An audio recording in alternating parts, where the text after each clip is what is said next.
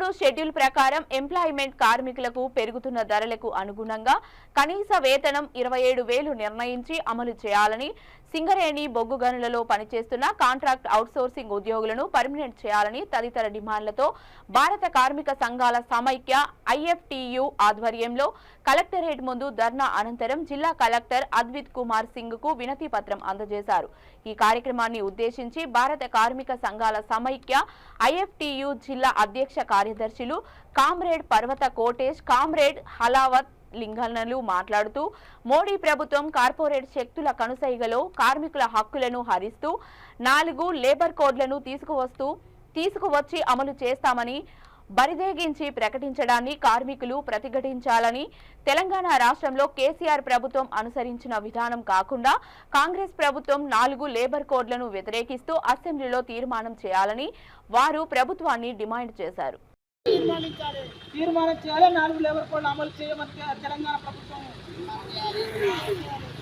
అమలు చేయాలి. కనీస వేతన చట్టం 27,000కు రెగ్యులరైజ్ చేయాలి. అవుట్ సోర్సింగ్ కాంట్రాక్ట్ ఉద్యోగులను వెంటనే రెగ్యులరైజ్ చేయాలి. అవుట్ సోర్సింగ్ కాంట్రాక్ట్ ఉద్యోగులను వెంటనే రెగ్యులరైజ్ చేయాలి. అవుట్ సోర్సింగ్ కాంట్రాక్ట్ ఉద్యోగులను వెంటనే రెగ్యులరైజ్ చేయాలి. అవుట్ సోర్సింగ్ 4 లేబర్ కోడ్లను రద్దు చేయాలని మోడీ ప్రభుత్వం వాటిని అమలు చేయకూడదని చెప్పేసి డిమాండ్ చేస్తూ, అదేవిధంగా తెలంగాణలో ఉన్నటువంటి కొత్తగా ఏర్పడినటువంటి కాంగ్రెస్ ప్రభుత్వం, రేవంత్ రెడ్డి ప్రభుత్వం కూడా ఈ 4 లేబర్ల కోడ్లను అమలు చేయకపోమని చెప్పేసి తీర్మానం చేయాలని చెప్పేసి భారత కార్మిక సంఘాల సమైక్య ఐఎఫ్టి తరఫున మేము డిమాండ్ చేస్తున్నాం.